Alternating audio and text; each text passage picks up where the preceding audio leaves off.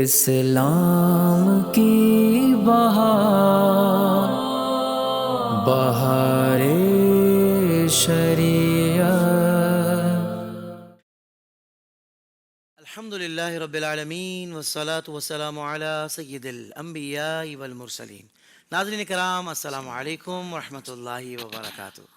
میں ہوں آپ کا میزبان محمد طاہر قادری اور آپ دیکھ رہے ہیں IDS بہار شریعت، جہاں نماز، روزہ، زکوٰۃ اور دیگر عبادات کے مسائل الحمدللہ IDS پر سمجھائے جاتے ہیں، جو شرعی احکامات بیان کیے جاتے ہیں۔ اسی طریقے سے معمولات زندگی میں بھی جو بہت ساری چیزیں ایسی ہیں کہ جس کا شرعی حکم جاننا بہت ضروری ہوتا ہے۔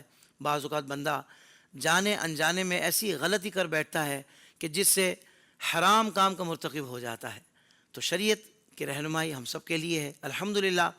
آج ہم نے جو ٹاپک عنوان رکھا ہے وہ ہے کھانے پینے سے متعلق حلال اور حرام کے جو احکامات ہیں، اس بارے میں ہم جانیں گے۔ اچھا، صرف کھانے پینے کے معاملات نہیں ہوں گے، بلکہ اور بھی اس سے ریلیٹ کرنے والی چیزیں ہوں گی جس پر آج ڈسکشن ہوگی۔ اور اس عنوان پر گفتگو کرنے کے لیے ہمارے ساتھ جو ایک زبردست اسکالر تشریف فرما ہے، قبلہ مفتی سید اویس علی صاحب ہمارے ساتھ تشریف فرما ہے۔ مفتی صاحب، سب سے پہلے آپ کو السلام علیکم ورحمۃ اللہ وبرکاتہ۔ وعلیکم السلام ورحمۃ اللہ وبرکاتہ۔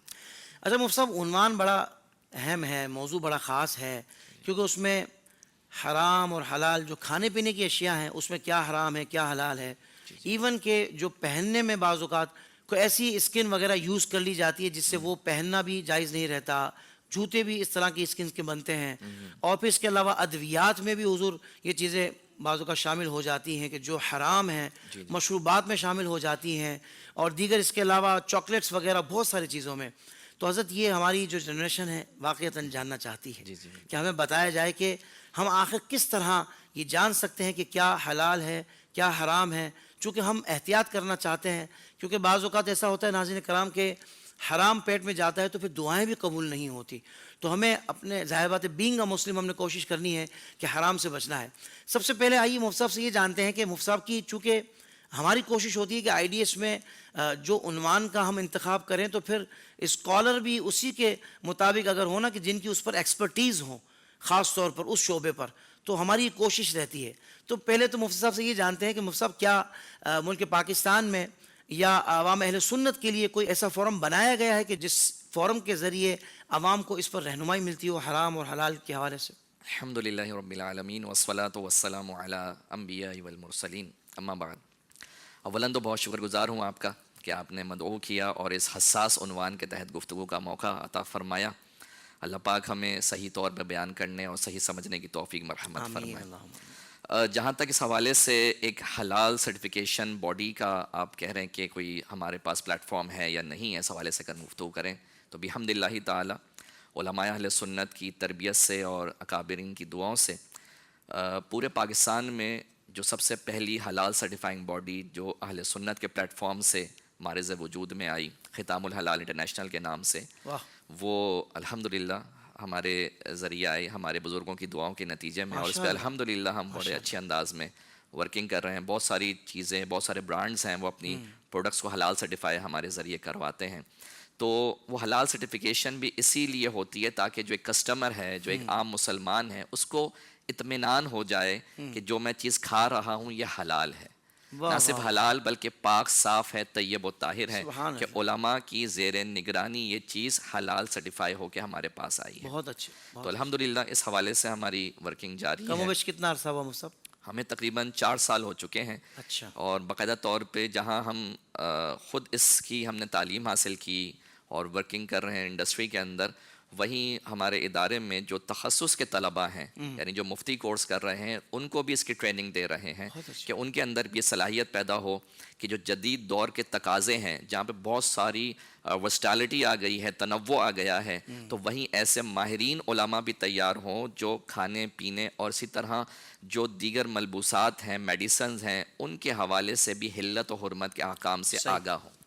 تو الحمدللہ اس پہ ہماری کوشش چل رہی ہے، اور 3 بیچز ہمارے اس حوالے سے فارغ بھی ہو چکے ہیں متخصص علماء کے۔ تو بس اللہ پاک قبول فرمائے اور سلسلہ جاری رہے۔ ماشاء اللہ ماشاء اللہ۔ مفتی صاحب، آغاز میں یہ بھی ارشاد فرما دیں کہ حرام کھانے سے بندے کی زندگی پر کیا اثر پڑتا ہے، پہلے تو یہ بھی ذہن میں ہو نا۔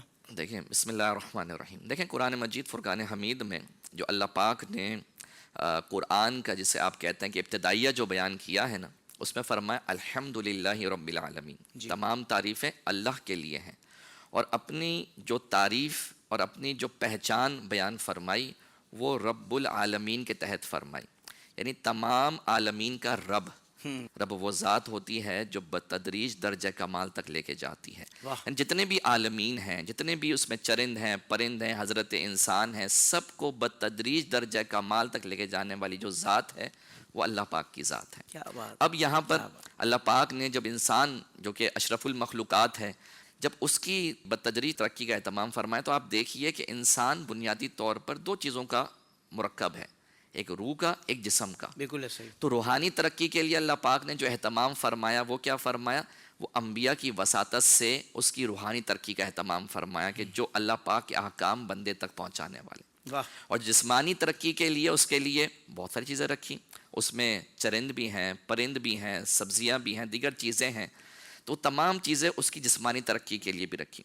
لیکن چونکہ جسمانی ترقی کا ایک بڑا عنصر روحانی ترقی میں بھی ہوتا ہے، تو جسمانی ترقی کے حوالے سے یعنی اس میں جو نشوما ہو رہی ہے اس کے حوالے سے اللہ پاک نے ایک ضابطہ دے دیا. وہ ضابطہ قرآن میں کیا فرمایا کہ وَأُحِلَّتْ لَكُمُ الْأَنْعَامُ، کہ اللہ پاک نے تمہارے لیے جانوروں کو، چوپایوں کو حلال کرایا. إِلَّا مَا يُتْلَى عَلَيْكُمْ، سوائے وہ جن کی ممانعت تمہارے اوپر بیان کر دی گئی. اس کا مطلب یہ ہوا کہ بعض چوپائے حلال ہیں اور بعض حلال نہیں ہیں. کیوں؟ کیونکہ وہ تمہاری روحانی ترقی میں رکاوٹ بنتی. اور سرمدی کامیابی، ہمیشہ کی کامیابی جو ہے وہ روحانی ترقی حاصل کرنے میں ہے. اب آپ دیکھیے کہ جہاں ہم کوئی چیز کھاتے ہیں تو طاہر بھائی ایسا نہیں ہے کہ اس کا ہماری ذات میں کوئی امپیکٹ نہیں ہوتا. آج جدید تحقیقات بھی یہ کہتے ہیں کہ جو انسان کھاتا ہے نا تو وہ چیز اس کی ذات میں، اس کی شخصیت میں ایک اثر ڈالتی ہے. اسی طرح آپ دیکھیے ہمارے جو اکابر علماء ہیں انہوں نے کہا کہ اللہ پاک نے جتنی یہ حرام کردہ چیزیں بنائی ہیں ان میں بعض وہ ہیں جو چیڑ پھاڑ کرنے والی ہیں، جیسے کہ شیر ہے، چیتا ہے. اب یہ چیزیں جب انسان کھائے گا تو اس کی نیچر میں، اس کی طبیعت میں بھی ایک وحشی پن آئے گا. تو اس سے انسان کو روکا کیونکہ وہ اس کی روحانی ترقی میں رکاوٹ بن رہا ہے. اسی طرح آپ دیکھیں کہ خنزیر کھانے سے منع کیا گیا کیونکہ یہ قلت غیرت والا معاملہ ہے. یعنی قلت غیرت والا یہ جانور ہے جس کے اندر غیرت نام کی چیز نہیں ہوتی. دیگر جانور ہیں ان کے اندر کسی حد تک غیرت ہوتی ہے، لیکن یہ وہ جانور ہے جس کے اندر غیرت نہیں ہوتی. پھر یہ نجاست سے آلودہ رہنے والا جانور ہے. تو چونکہ جب بندہ یہ کھائے گا تو اس کے جسم کے اندر بھی وہی عنصر پیدا ہوگا، اس کی سوچ ویسی بنے گی. تو اس لیے ان چیزوں سے منع فرما دیا گیا تاکہ اس کی جو روحانی ترقی ہے اس کی راہ میں رکاوٹ نہ بنے. تو اس لیے چونکہ اصل کامیابی وہی ہے روحانی ترقی، تو اس لیے انسان کو کچھ چیزیں کھانے کا حکم دیا گیا اور کچھ چیزوں سے اس کو منع کیا گیا تاکہ انسان اللہ کی بارگاہ میں جو روحانی ترقی کا جو سفر ہے وہ طے کر سکے. تو اسی لیے ہمارے پاس جو ہیں وہ انبیاء کرام علیہ السلام کی وساطت سے احکام ہے کہ آپ نے یہ کھانا ہے، یہ نہیں کھانا ہے. اب جب یہاں پہ ہم مزید غور کرتے ہیں تو ہمارے سامنے یہ چیز بھی آتی ہے کہ آپ دیکھیے کہ جب انسان حرام چیز کھاتا ہے تو نبی پاک صلی اللہ علیہ وسلم ارشاد فرماتے ہیں، اور یہ کمال حدیث ہے، میں اکثر اس کو اپنے بیانات کا حصہ بناتا ہوں، کہ آپ دیکھیے نبی پاک صلی اللہ علیہ وسلم نے اپنی اس روایت میں، اپنے اس کلام میں 3 چیزوں کا ذکر فرمایا. یہ 3 وہ عناصر ہیں کہ جو دعا کی قبولیت کا باعث ہوتے ہیں. اس حدیث مبارک میں فرمایا گیا کہ انسان ایک دور دراز سے سفر سے انسان آ رہا ہے، اس کے بال جو ہے پراگندہ ہیں، بکھرے ہوئے ہیں، لباس گرد آلود ہے، اور زبان سے یا ربی کی صدائیں بلند کر رہا ہے. تو حضور علیہ السلام ارشاد فرماتے ہیں کہ جب ان معاملات کے ساتھ وہ ہے لیکن اس کا لباس بھی حرام ہے، اس کا کھانا بھی حرام ہے، اور اس کا جو پینا ہے حرام ہے، تو اس کی دعا کہاں سے قبول ہوگی؟ اب آپ دیکھیں 3 عنصر وہ بیان کیے کہ اس کی حالت غیر ہوئی بھی ہے، یہ وہ حالت ہے جو دعا کی قبولیت کا باعث بنتی ہے. آپ حج کے موقع پہ دیکھیں نا، اسی طرح یا ربی کی صدائیں بلند کر رہا ہے، ایک قول کے مطابق یہ اسم اعظم. اسی طرح وہ اللہ کی بارگاہ میں ہے، حاضر ہے اور دعائیں کر رہا ہے، لیکن ان تمام تر چیزوں کے باوجود اس کی دعا قبول نہیں ہو رہی. کیوں نہیں ہو رہی؟ کہ حرام اس کے باطن میں موجود ہے.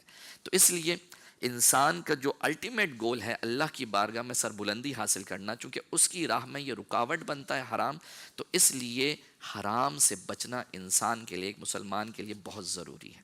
واہ واہ، سبحان اللہ سبحان اللہ. اب ناظرین اکرام، یہ جو ابتدائی گفتگو مفتی صاحب نے فرمائی ہے، اس کے بعد آپ کو اس پروگرام کی اہمیت کا اندازہ ہو جائے گا کہ یہ پروگرام ہمارے لیے کتنا اہم ہے.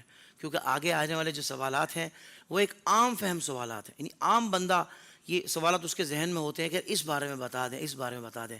تو آئیے اب ان سوالات کو بھی مفتی صاحب کی طرف بڑھاتے ہیں. مفتی صاحب، یہ ای نمبرز کیا ہوتے ہیں؟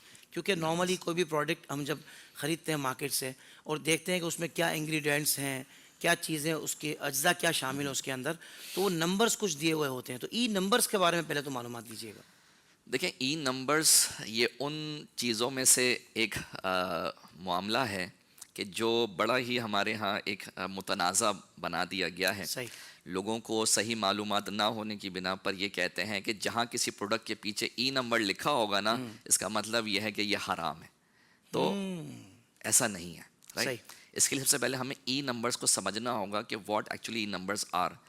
تو ای نمبرز بنیادی طور پر جو یورپی ممالک ہیں، ان میں آپ جانتے ہیں کہ باہمی طور پر تجارت ہوتی ہے، ٹریڈ ہوتی ہے. ان کے اندر آپس میں ٹریڈ ایگریمنٹ ہوا ہوا ہے، جس کو یورپی یونین قرار دیا جائے. اس یورپی یونین نے کچھ فوڈ ایڈیٹیوز کے لیے، فوڈ ایڈیٹیوز کیا ہوتے ہیں اس کو میں پہلے عرض کر دوں، پھر آگے میں اپنی گفتگو مکمل کرتا ہوں. فوڈ ایڈیٹیوز بنیادی طور پر کسی بھی غذا کے وہ اجزاء ہوتے ہیں کہ جو اس کے لازم حصہ نہیں ہوتے، ٹھیک ہے. لیکن کسی خاص مقصد کے تحت وہ ڈالے جاتے ہیں. میں اکثر اپنے طلباء کو اور احباب کو سمجھاتا ہوں کہ فوڈ ایڈیٹیو کی مثال کے طور پہ جیسے ہم بریانی بناتے ہیں تو بریانی کے اوپر جو زردہ لگاتے ہیں، کلر ہے وہ. اب وہ بریانی اگر کلر کے بغیر ہو تو بھی بریانی ہی ہے، ٹیسٹ میں فرق نہیں آئے گا، لیکن وہ ڈالا جاتا ہے کیونکہ بس اس کا حصہ ہے. صحیح. ٹھیک. اسی طرح بعض چیزیں ایسی ہوتی ہیں کہ ان کو لانگ لاسٹنگ کرنے کے لیے، ٹھیک ہے. یعنی دیر پا وہ فریش رہیں، بعض چیزیں ڈالی جاتی ہیں، اسٹیبلائزرز ڈالے جاتے ہیں. پھر اسی طرح بعض چیزیں ایسی ہوتی ہیں کہ جو اس کی کوانٹٹی کو بڑھانے کے لیے استعمال کی جاتی ہیں. تو یہ تمام جتنی بھی چیزیں ہیں نا، یہ فوڈ ایڈیٹیوز شمار ہوتی ہیں. بالکل ٹھیک ہے. اب معاملہ یہ ہے کہ یورپ میں چونکہ مختلف زبانیں بولی جاتی ہیں، نہ صرف انگلش بلکہ اسپینول ہے، وہاں پر جو ہے وہ اٹالین ہے، اسی طرح فرینچ ہے، اور بہت ساری زبانیں بولی جاتی ہیں. اب جب ان کی باہم ٹریڈ ہوتی ہے تو ان کے لیے چیزوں کو سمجھنا، ایک ملک میں نام الگ ہے، دوسرے ملک میں نام الگ ہے، تو ان کو سمجھنا جو ہے بڑا دشوار تھا. تو انہوں نے کسی خاص چیز کے لیے ایک کوڈ جنریٹ کر دیا. لیٹ سپوز اگر ریڈ کلر ہے تو اس کے لیے کوڈ بنا دیا 120 اور شروع میں ای لگا دیا تاکہ لوگوں کو معلوم ہو جائے کہ یہ یورپی یونین کے تحت جو کوڈنگ کی گئی ہے، جو نمبرز بنائے گئے ہیں، جو اشیاء کے نام رکھے گئے ہیں، یہ اس کے تحت ہے. بالکل ٹھیک ہے. تو لہٰذا یوں ای نمبرز کا یہ پورا جو سسٹم ہے وہ جنریٹ ہوتا ہے. بالکل ٹھیک. لیکن جب ہم اس کو مزید ڈیٹیل میں سمجھتے ہیں کہ ای نمبرز میں کیا ہے، تو جہاں ہمیں یہ بات معلوم ہوتی ہے کہ یہ مختلف فوڈ ایڈیٹیوز کے جو ہے وہ ایک نمائندہ ڈیجٹ ہے، نمائندہ نمبر ہے. تو وہیں بعض چیزیں اس میں ایسی آ جاتی ہیں کہ جو بڑی ہی حلال کے اعتبار سے کنسرن رکھتی ہیں اور اس کے بارے میں معلوم ہونا بہت ضروری ہے. صحیح. مثال کے طور پہ جیسے اگر ہم ای نمبرز میں جیلیٹن کو دیکھیں تو جیلیٹن کے لیے E441 انہوں نے ایک کوڈ رکھا ہوا ہے. صحیح. اب جیلیٹن بیسیکلی چونکہ یہ ایک جانور سے حاصل کیا ہوا، وہ جانور جو ہے وہ سور بھی ہو سکتا ہے، وہ جانور کوئی مویشی بھی ہو سکتا ہے. ٹھیک ہے. اب چونکہ ویسٹ کے اندر صحیح انداز میں جانور ذبح کرنے کا تصور نہیں ہے اتنا، تو اس لیے اگر ویسٹ سے یعنی مغرب سے غیر مسلم ممالک سے کوئی چیز آ رہی ہوگی، جیلیٹن کوئی آ رہا ہوگا، تو اس کو جب تک ہم حلال قرار نہیں دیں گے، جب تک وہاں علماء نے اس کو حلال قرار نہ دیا ہو، اپنی زیر نگرانی دیکھ. بالکل صحیح. تو اب اگر ہمارے پاس کوئی چیز آتی ہے، لیٹ سپوز ہمارے پاس کوئی چپس کا پیکٹ آتا ہے اور اس پہ E441 لکھا ہوا ہے، تو اس کا مطلب یہ ہوا کہ یہ جیلیٹن اس کے اندر شامل ہوا ہوا ہے. اب چونکہ باہر سے آ رہا ہے تو لہٰذا باہر سے آنے والا جیلیٹن یہ حلال شمار نہیں ہوگا. اس لیے پھر ایسی صورت میں اس پروڈکٹ کو ہم حلال سرٹیفائی نہیں کریں گے، حلال شمار نہیں کریں گے. اسی طرح اب آپ دیکھیے، چونکہ انڈسٹریل لیول پہ چیزیں بنائی جاتی ہیں. اب لیٹ سپوز خواتین جو ہیں وہ لپسٹک استعمال کر رہی ہوتی ہیں. اب لپسٹکس کے اندر جو ہے وہ ریڈ کلر بھی استعمال ہوتا ہے. اب ریڈ کلر مختلف جگہوں سے حاصل ہو سکتا ہے، لیکن کارپوریٹ سیکٹر پہ انڈسٹریل لیول پہ وہ چاہتے ہیں کہ بھائی سرمایہ کم سے کم ہو اور پروڈکٹ زیادہ سے زیادہ ہو. اب اس کے لیے انہوں نے کیا طریقہ اختیار کیا؟ انہوں نے کہا کہ بھائی یہ فلاں کیڑا ہے، ایک کیڑا ہے اس کا نام کوکینل ہے کیڑا. اس کو پالو, اس کو کرش کرو, کرش کرنے سے اس کے اندر لال رنگ نکلتا ہے. وہ لال رنگ آپ ان چیزوں میں یعنی لپسٹکس ہو گئے یا دیگر چیزیں ہوں گے اس میں استعمال کرو. اچھا صرف لپسٹکس نہیں, ایون کہ جو آئس کریمز ہیں ان کے اندر بھی یہ کلر استعمال ہوتا ہے. اچھا تو اب اس کا طریقہ کار یہ ہے کہ جب بھی آپ کے پاس کوئی پروڈکٹ آئے آپ ای نمبرز دیکھیں, ان ای نمبرز کو آپ ویریفائی کرائیں کہ آیا یہ حلال ہے یا نہیں ہے. علماء سے پوچھیں جو اس فن کے ماہر ہیں. تو خلاصہ کلام یہ ہوا کہ ای کوڈز کا مطلب ہرگز یہ نہیں ہے کہ اگر ای کوڈ کوئی کسی پہ لکھا ہوا ہے تو وہ حرام ہے, ایسا نہیں ہوتا, بلکہ بعض چیزیں ہیں جو بالکل حرام ہوتی ہیں لیکن بعض چیزیں جو بالکل حلال ہوتی ہیں. تو ایسی صورت میں آپ کے سامنے اگر کوئی چیز آ رہی ہے تو آپ جو علماء ہیں جو اس فن کے ماہر ہیں ان سے معلومات لے لیں. بہت خوب مفتی صاحب, بہت خوب, بہت شاندار کمال گفتگو مفتی صاحب نے فرمائی ہے. یقیناً بہت کچھ سیکھنے کو ملا ہوگا. مفتی صاحب مشین ذبیحہ جو آج کل بڑا ٹرینڈ چل گیا کیونکہ ہر چیز آٹو پہ جا رہی ہے اور لوگ جو ہے نا وہ افرادی قوت کو بہت کم کر کے مشین پر زیادہ ڈیپینڈنٹ ہو رہے ہیں. شاید اس کے ریزلٹس بھی زیادہ ان کو بہتر ملتے ہوں گے اور کوسٹ بھی کم پڑتی ہوگی. تو بہرحال سوال یہ ہے کہ مشینی ذبیحہ کیا حلال ہے یا حرام؟ دیکھیں مشینی ذبیحہ یا میکینیکلی سلاٹرڈ جو جانور ہیں تو یہ جانور کے لیے بھی ہو سکتا ہے اور چکن کے لیے بھی ہو سکتا ہے, یعنی پرندوں کے لیے بھی ہو سکتا ہے. جو ہماری خاص اصطلاح ہے, ٹرمنالوجی ہے فقہ الحلال کی, اس کے لیے لفظ استعمال ہوتا ہے سٹننگ کا. سٹننگ کا مطلب یعنی جانور کو بے ہوش کرنا. اب چونکہ ایسا جانور کہ جو بے ہوش نہیں ہے وہ میکینیکلی سلاٹرڈ نہیں ہو سکتا, یعنی اس کو مشین کے ذریعے آپ نہیں جانور کو ذبح کر سکتے. تو سب سے پہلے ہم یہ دیکھ لیتے ہیں کہ جو پولٹری ہے یعنی جو مرغیاں وغیرہ ہیں اس کا حکم کیا ہے مشینی ذبیحہ کے اعتبار سے, اور پھر انشاءاللہ جو بڑے جانور ہیں اس کے اعتبار سے ہم گفتگو کریں گے. اگر ہم مرغیوں کو دیکھتے ہیں تو مرغیوں میں جو مشینی ذبیحہ ہے اس کا طریقہ کار یہ لوگ نے یہ اپنایا ہوا ہے جس کو ہاٹ باتنگ کہتے ہیں, کہ مرغیوں کو الٹا ان کے پنجوں کے ذریعے لٹکایا جاتا ہے شیکلز میں, یعنی اوپر سے مرغیاں جو ہیں اپنے پنجوں سے بندھی بھی ہوتی, نیچے ان کا سر ہوتا ہے. پھر وہ ایک چین بن رہی ہوتی ہے اور چین جو ہے وہ جا رہی ہوتی ہے گرم پانی میں, اس انداز میں کہ جو مرغیوں کا جو سر ہے, جو منہ ہے, وہ پورا اس گرم پانی میں جاتا ہے. اچھا وہ گرم پانی صرف گرم پانی نہیں ہوتا بلکہ اس کے اندر ایک خاص مقدار میں الیکٹرک کرنٹ بھی ہوتا ہے. اب جو الیکٹرک کرنٹ اس کے اندر ہوتا ہے تو ہوتا کیا ہے کہ جو مرغی ہوتی ہے یا پرندہ ہوتا ہے وہ بے ہوش ہو جاتا ہے. اچھا جب بے ہوش ہو جاتا ہے تو بے ہوش ہونے کے بعد پھر آگے جو بلیڈ ہوتا ہے وہ بلیڈ سے پھر اس کی گردن کاٹ دی جاتی ہے. اب یہاں تک ہو سکتا ہے کسی کے ذہن میں آ رہا ہو کہ یار اس میں کیا مسئلہ ہے. اس میں مسئلہ ہے. مسئلہ کیا ہے؟ پہلا مسئلہ یہ آتا ہے کہ جب مرغیاں اس ہاٹ بات میں جاتی ہیں جس کے اندر کرنٹ ہوتا ہے تو اس بات کا پورا امکان ہوتا ہے کہ وہ جو مرغی ہے وہ بے ہوش ہونے کے بجائے مر ہی جائے, اور جب مر جائے گی تو لاکھ آپ اس پہ اللہ اکبر پڑھتے رہیں, وہ کبھی حلال نہیں ہوگی, وہ مردار ہی ہوگی. تو اس لیے اس سے منع کیا جائے گا. اچھا پھر چلیں اگر وہ بے ہوش ہی ہوتی ہے, اب آگے جب مشین میں جاتی ہے تو جو ایک وہ انداز ہے اور بالخصوص ویسٹرن کنٹریز میں وہ یہ ہے کہ ایک آڈیو ریکارڈڈ کر کے چلا دی جاتی ہے. اب اس کے ساتھ وہ آڈیو ریکارڈ ہوتی رہتی ہے اور ہر مرغی کے اوپر وہ ریکارڈڈ آڈیو سے تکبیر پڑھی جا رہی ہوتی ہے. جبکہ اس میں ہمارے ہاں جو علماء کا اور فقہا کا جو شرعی ذبیحہ کے اعتبار سے حکم ہے وہ یہ ہے کہ ہر جانور پہ الگ تکبیر پڑھی جائے. اب چونکہ یہ شرط یہاں پہ مفقود ہوتی ہے, نہیں پائی جاتی, تو اس اعتبار سے مشینی ذبیحہ کے ذریعے جو چکن جا رہی ہے وہ حلال شمار نہیں ہوگی. لہٰذا اگر آپ کسی ایسے ملک میں ہیں, مثال کے طور پہ گلف کنٹریز میں ہیں, اور وہاں پہ کسی چکن کے اوپر اس کے باکس کے اوپر یہ لکھا ہوا ہے میکینیکلی سلاٹرڈ یا جو ہے وہ مشینی ذبیحہ, تو پھر اس کو نہیں کھایا جائے گا, وہ حلال نہیں ہوگا. اگرچہ وہاں کے بعض لوگ جو ہیں وہ اس کو حلال کہہ رہے ہوتے ہیں لیکن وہ حلال نہیں ہے.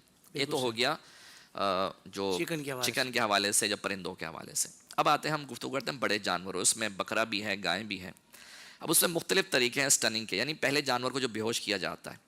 ایک طریقہ یہ ہے کہ باقاعدہ طور پہ ایک ہیڈ فون ٹائپ کا ان کے کانوں پہ لگایا جاتا ہے, اس کے اندر کرنٹ ہوتا ہے, وہ کرنٹ لگایا جاتا ہے جس سے وہ جانور بے ہوش ہو جاتا ہے. اسی طرح ایک طریقہ یہ ہے جسے کیفٹو بولٹ پسٹل کہتے ہیں, کہ ایک پسٹل کی طرح کا ایک گن ہوتی ہے, مطلب ایک چیز ہوتی ہے, اس کو جانور کے سر پہ مارا جاتا ہے جس سے جانور کے سر پہ ایک ضرب لگتی ہے جس سے وہ بے ہوش ہو جاتا ہے. اسی طرح ایک اور طریقہ ہے جس پہ سر پہ راڈ لگائی جاتی ہے، اس سے بھی جانور جو ہے وہ بے ہوش ہو جاتا ہے۔ اب جب بے ہوش ہو جاتا ہے تو بے ہوش ہو جانے کے بعد بعض جگہوں پر جہاں پہ حلال ذبیحہ کا اہتمام کیا جاتا ہے، وہاں پہ باقاعدہ طور پر ایک مسلمان ہوتا ہے جو اس کو ذبح کر رہا ہوتا ہے، یعنی چھری لے کر تکبیر کہہ کے ذبح کر رہا ہوتا ہے، تو وہ پھر حلال شمار ہوگا، اس کو حرام شمار نہیں کیا جائے گا۔ بالکل ٹھیک۔ تو اس لیے خلاصہ کلام یہ ہے کہ دونوں کے لیے الگ الگ حکم ہے، مرغیوں کے لیے مطلقاً حرام کا ہے، جبکہ جو بڑے جانور ہیں ان کے لیے حکم میں تفصیل ہے، جیسا کہ میں نے سوال میں ذکر کی۔ بالکل ٹھیک، بالکل ٹھیک۔ اچھا حضرت، یہ بیرون ملک سے جو چاکلیٹس وغیرہ آ رہے ہیں، اسنیکس وغیرہ آ رہے ہیں، تو اس کے حوالے سے حضرت یہاں رہتے ہوئے ہمیں کسی بھی اسٹور سے اگر ہم لیتے ہیں تو ہمیں کیا احتیاط کرنی ہے؟ دیکھیں، جب ہم کوئی چیز ایسی لے رہے ہیں جو ایسے ملک سے آ رہی ہے جو غیر مسلمین کا ملک ہے، یعنی کفار کا ملک ہے، وہاں سے کوئی اگر پروڈکٹ آ رہی ہے بالخصوص کھانے پینے کے اعتبار سے، تو وہاں ہمیں بڑی احتیاط رکھنے کی ضرورت ہے۔ تو اس لیے اگر ایسی کوئی چاکلیٹ آ رہی ہے تو ہم لازمی طور پر اس کے انگریڈینٹس کو دیکھیں۔ انگریڈینٹس میں کوئی ایسی چیز ہو، مثال کے طور پر میں چند چیزیں ذکر کر دیتا ہوں جن کو ہمارے احباب جو ہیں وہ نوٹ کر سکتے ہیں، کہ اس کے اوپر جیلیٹن لکھا ہوا ہے، یا اس کے اوپر بووین لکھا ہوا ہے، BOVINE، یا بالفرض اگر آپ کو معلوم نہیں ہے تو دیکھیں پھر احتیاط یہی ہے کہ پھر اس سے بچا جائے، اگرچہ اس کو ہم حرام نہیں کہیں گے، ٹھیک ہے۔ لیکن احتیاط پھر یہی ہے کہ بیرون ملک سے اس طرح کی کوئی چیز آئے جس کے بارے میں آپ کو ڈاؤٹ ہو تو اس سے پھر بچنا بہتر ہے۔ بالکل ٹھیک ہے مفتی صاحب، بہت شکریہ، آپ نے وقت عطا فرمایا۔ بہت سارے سوالات اسی عنوان کے تعلق سے ابھی ہمارے پاس موجود ہیں، مگر اگلے ایپیسوڈ میں اس کو شامل کریں گے۔ انشاءاللہ۔ ناظرین کرام، آپ ہمارے ساتھ ہی رہیے گا، اگلے ایپیسوڈ میں مزید جو اہم ترین سوالات ہیں اس کو بھی شامل کیا جائے گا۔ انشاءاللہ ملاقات ہوتی ہے۔ السلام علیکم ورحمۃ اللہ وبرکاتہ۔